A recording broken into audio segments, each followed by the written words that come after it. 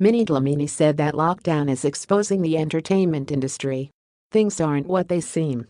We need to do better as a whole, she said. Media personality Minnie Dlamini Jones says the COVID-19 pandemic has exposed the entertainment industry, showing its ugly side. The media personality shared her 2 cents on Twitter this week. This lockdown is truly exposing the entertainment industry for what it is: underpaid, undervalued, and overhyped PR stunts. Things aren't what they seem. We need to do better as a whole. Clout doesn't pay the bills.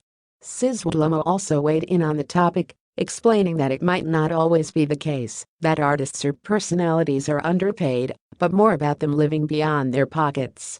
It's not necessarily underpaid though. Some ninjas just live way beyond their means. Radio veteran DJ Fresh joined the conversation and attested that living within his means helped him a lot.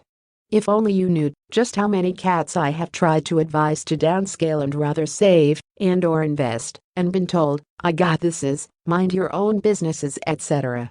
A Skeeto advised me exactly the same 15 years ago, and I am eternally grateful to him for that. Yeah.